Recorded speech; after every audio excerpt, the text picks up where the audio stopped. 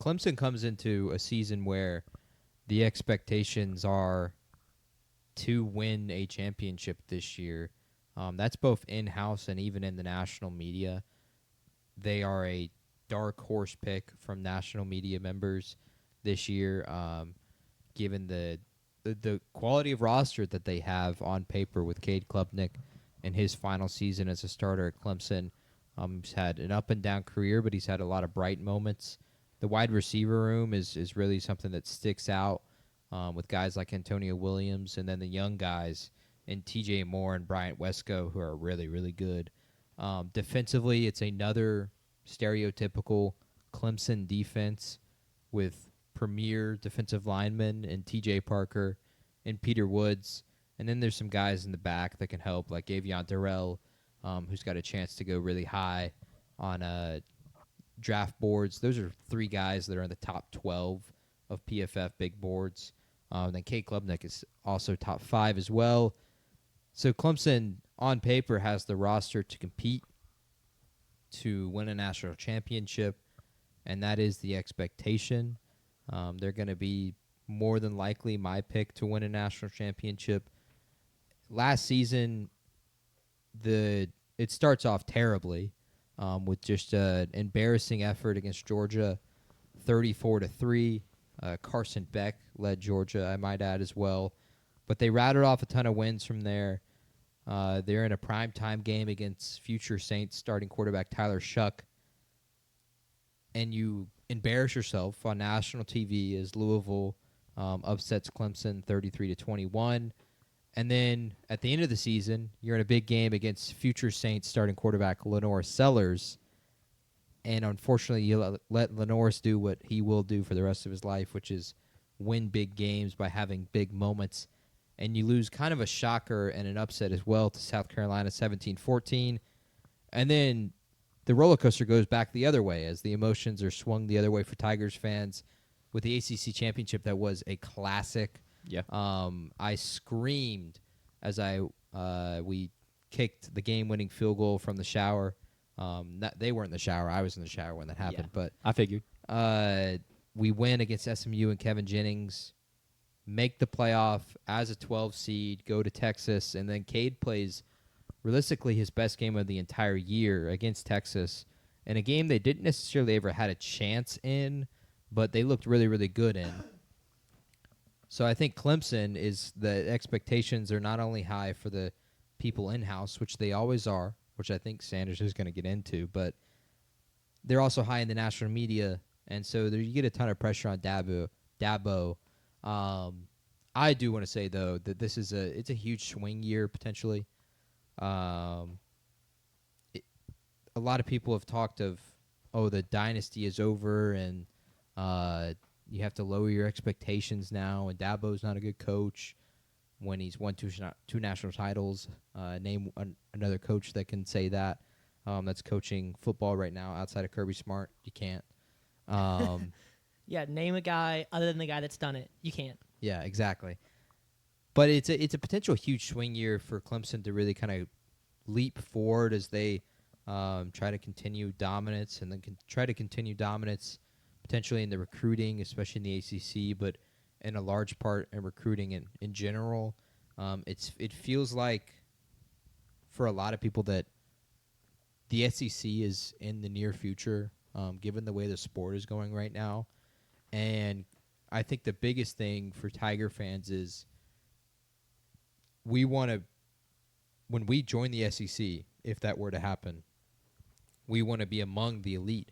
And we feel like we should be, given the location for recruiting, given the head coach, given the caliber of players that we can develop and we have developed throughout the Dabo tenure.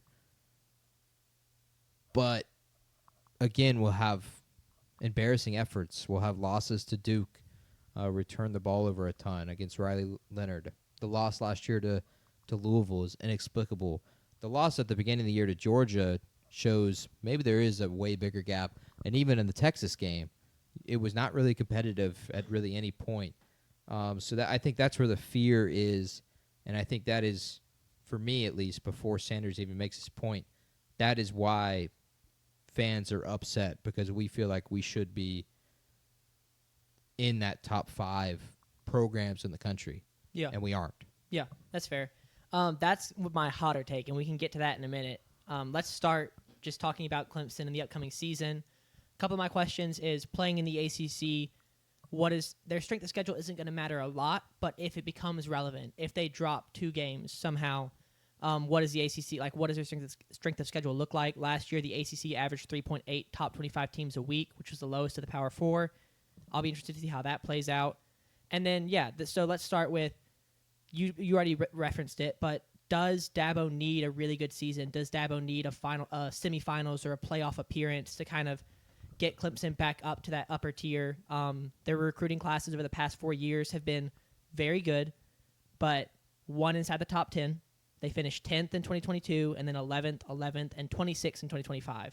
But that's not great. Their transfer portal class was not great either.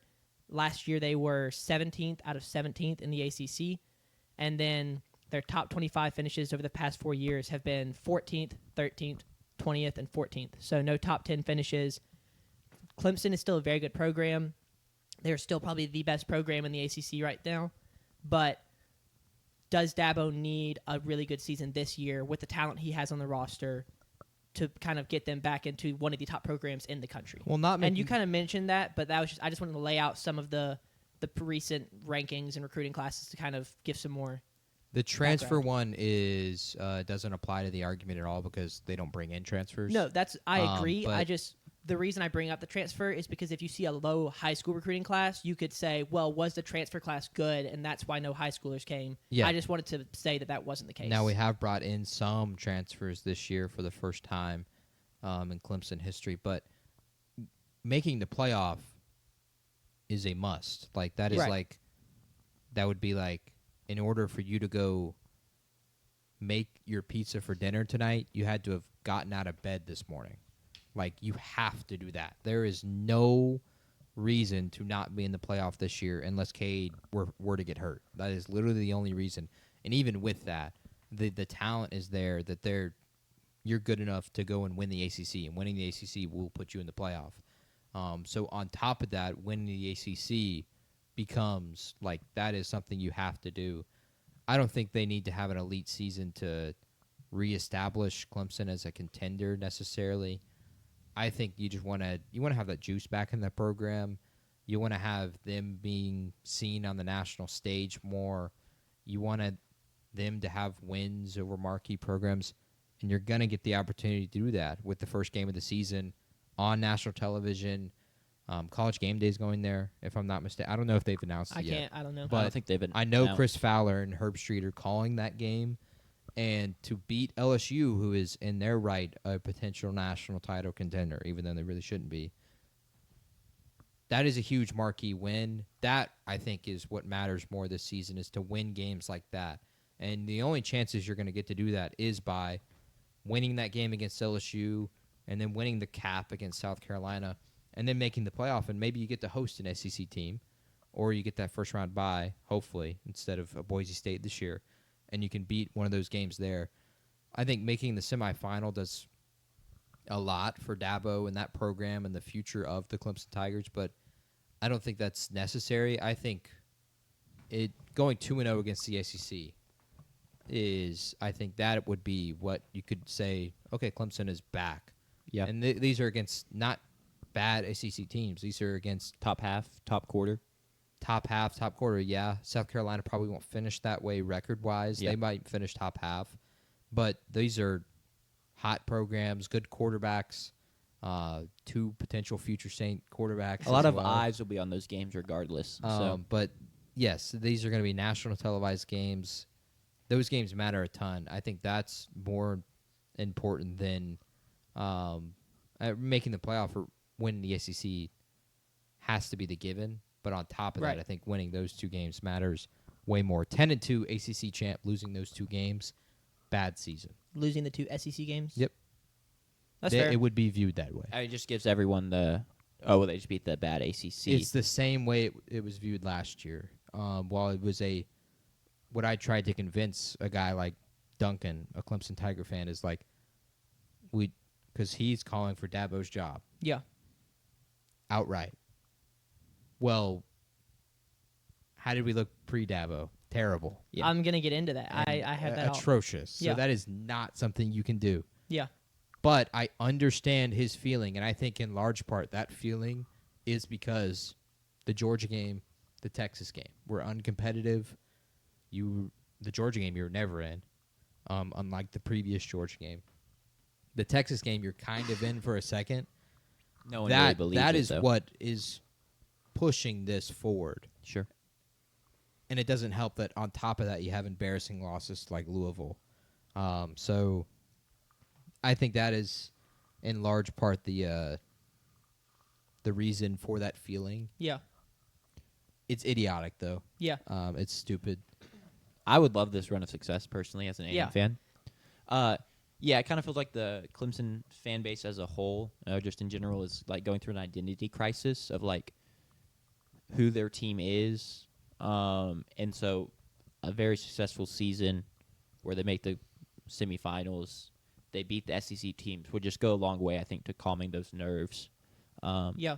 So The thing I don't get is I personally don't understand. Now, with the talent y'all currently have, national championship is like a possibility. But I don't understand the expectation that your program deserves to be a top 5 program. I personally don't get that just because it's not like y'all are in Alabama or in Notre Dame or in Ohio State or in Michigan who have had like success over decades. Y'all did have one national championship, but there are a lot of teams who had one national championship. And we're not saying that historically. I think it's The new Yeah. we era. want to be a top 5 program right now. Well, there's a difference between I want to be a top 5 program right now, but there's a difference between wanting to be and then being like we deserve to be one. I just you don't get. think they deserve to be.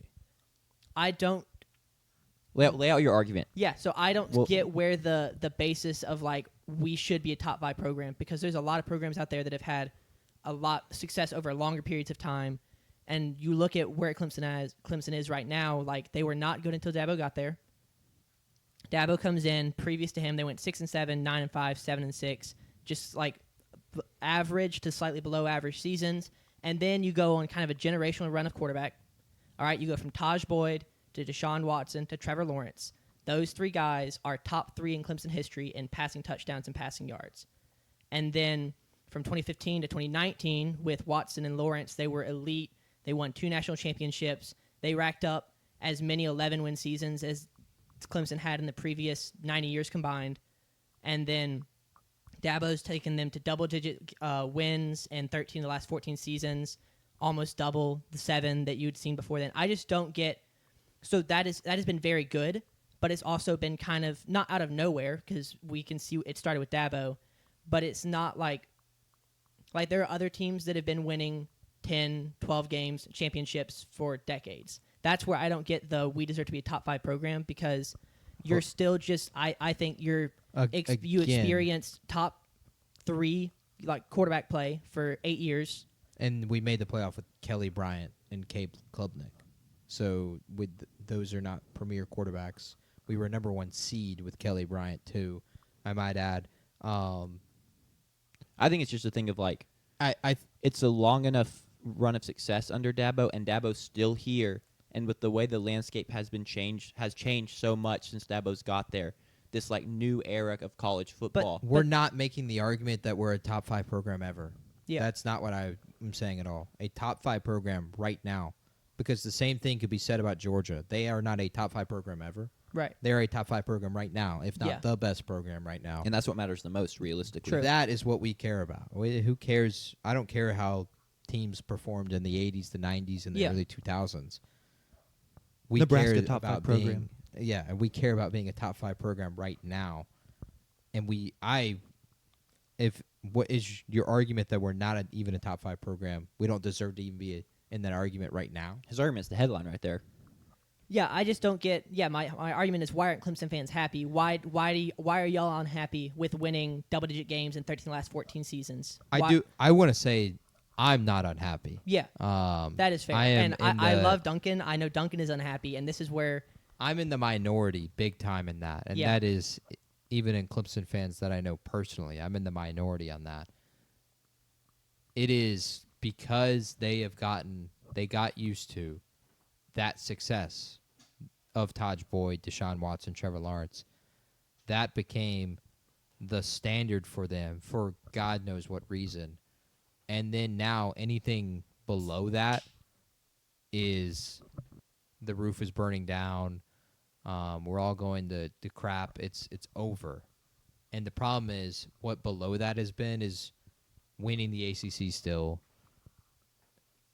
making the playoff last year. You know, it's stuff like that. So why are they not happy? It's because they got used to that, and for whatever reason they think that is what we should be held to as a standard. And the truth is that is insane. Yeah. Even for any program, you're going to have down years. Alabama just had a down year, and you could say the same thing about Bama fans. They're calling for DeBoer's job. I think that's a different situation with new head coach. Like, I understand that. You could. The same argument was made a ton with Brian Kelly and Notre Dame throughout his tenure there. Jim Harbaugh was literally about to be fired. He restructured his contract to take less money. Exactly. Comes back, makes the playoff 3 years in a row. So we're just in that stage right now. I hope we're in that stage where it's like, okay, we're just like having not necessarily elite seasons.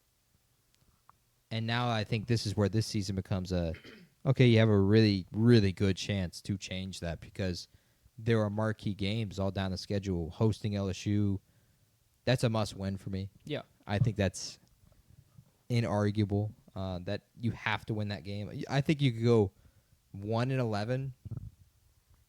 It's a terrible take, but you could go 1-11. But the buzz from winning that game would mean more than going 11-1. That's a little bit of a hot it take. would hold that much in Tiger fans' hearts the week after winning that game. Yeah. So why aren't Clemson fans happy is because they're a little bit delusional. Greed.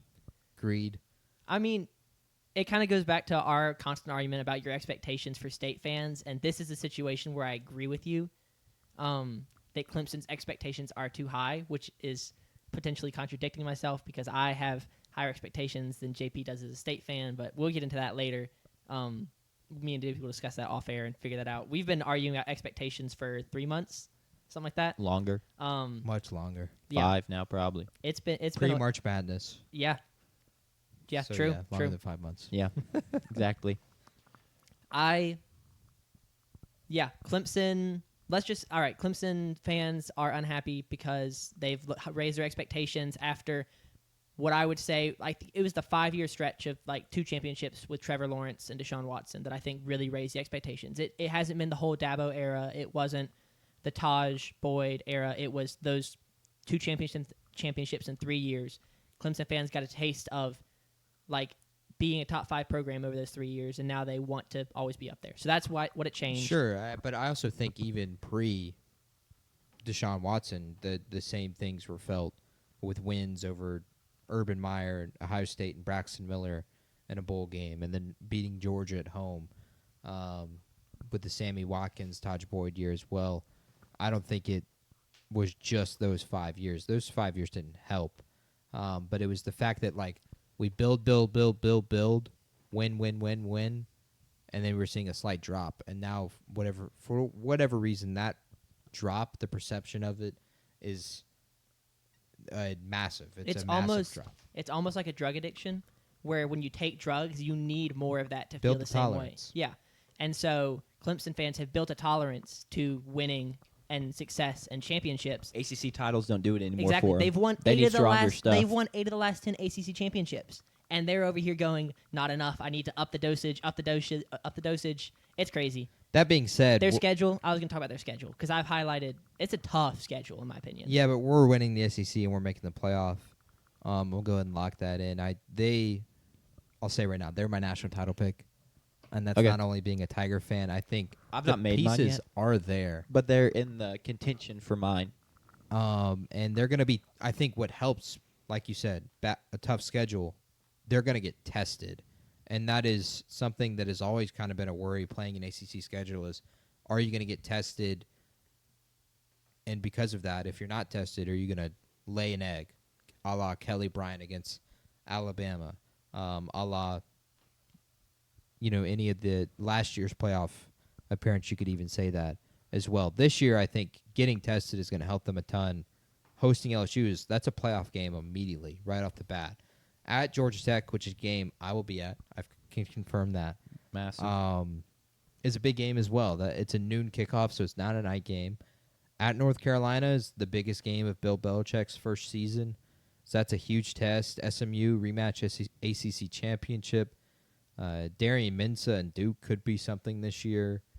Florida State is always a big game, and there's a chance that team turns around.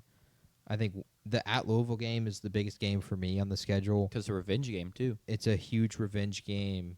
It's not necessarily an easy place to play, and to be able to look at that and have that on your schedule as you go through that the entire season will help them a ton. I think it keeps them motivated, that game and the South Carolina game. Yeah. And it keeps your head up so you don't slip up and have a disaster against Duke or SMU or Florida State.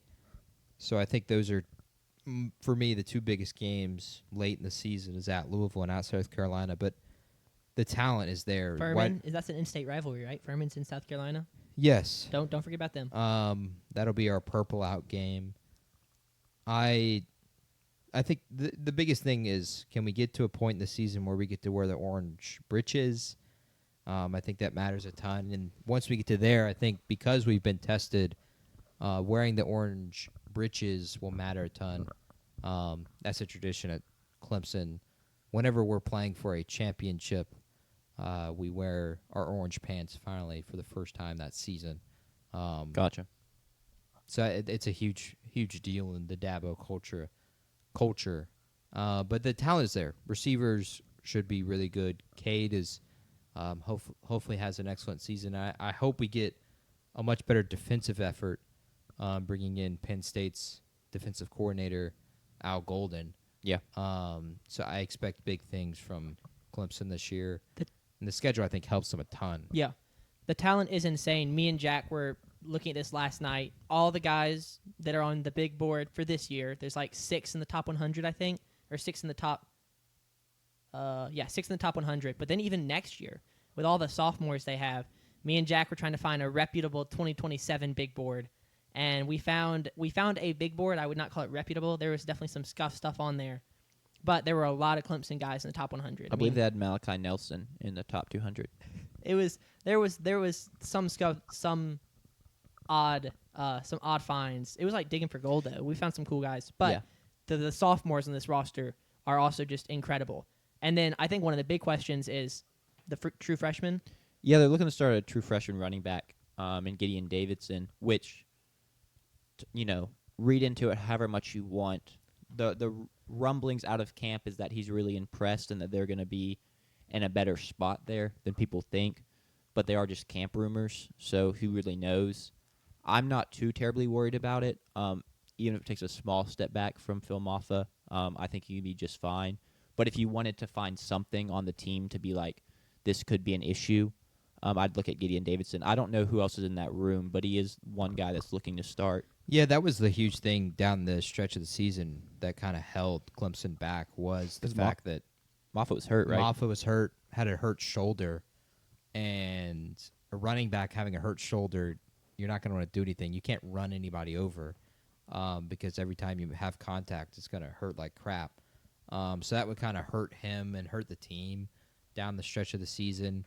And then Jay Haynes tore his ACL, so he's not even a guarantee to come back and play this year and play valuable spots or valuable snaps, I should say, for the Tigers. So Gideon is going to be the lead back.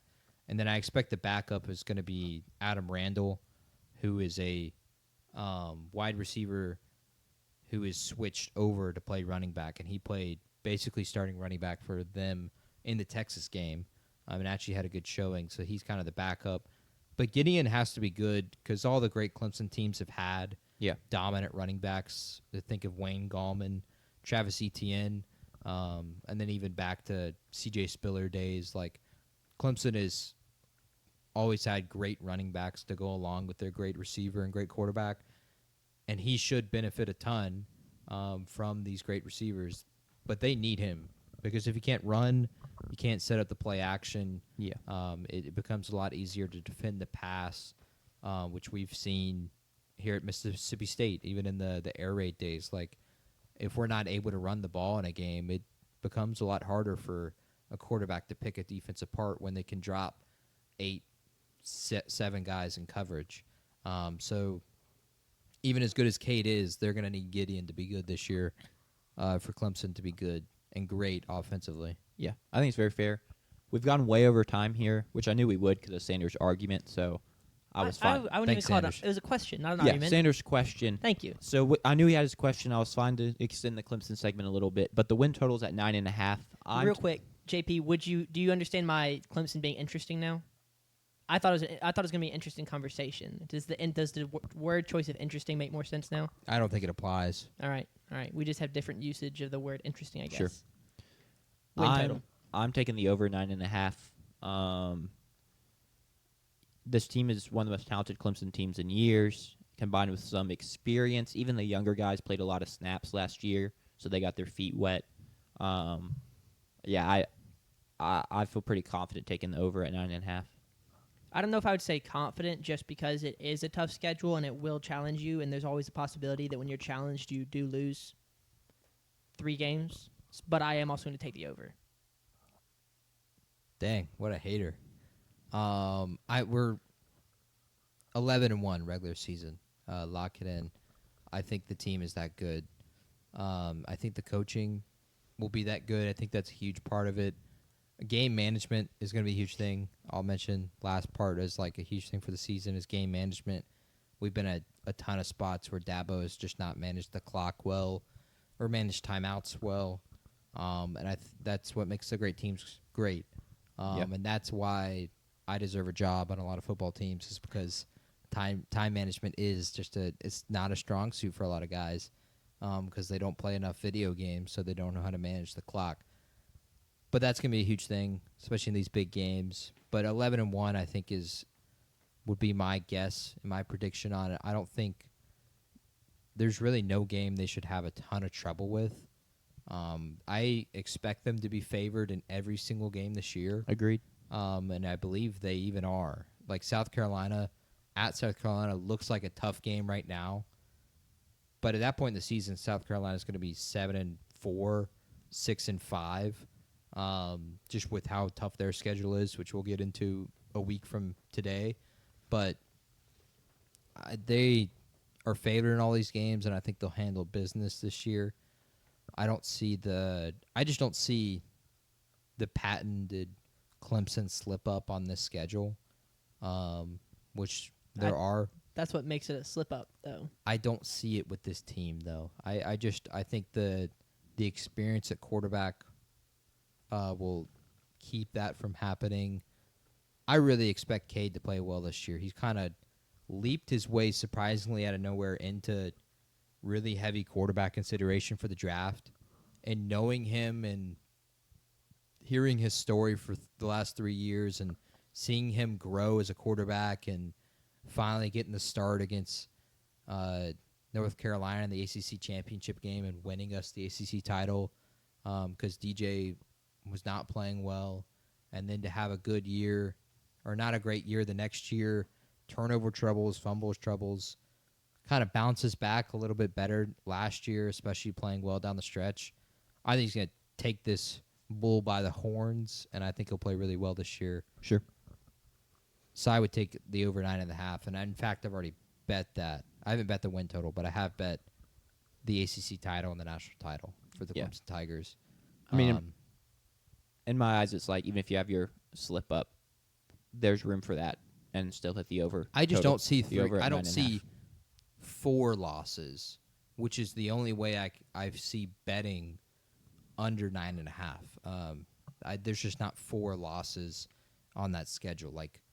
And to pick 4 losses, you kind of have to see 5 losses, if that kind of makes sense. Because stuff has to start spiraling. Something has to spiral. You could lose at South Carolina. Yeah, you could lose at LSU. But in those realities, Are you also going to lose at Georgia Tech, at North Carolina? I don't think so. Sure. I don't expect them to lose in Death Valley this year, just given how good that home field advantage is. So I think 9.5 is almost kind of a disrespectful win total, personally. It's one of the ones I probably feel more confident about in the ACC. Anyway, congrats on your 25-minute segment, Yeah. Clemson. We can move on.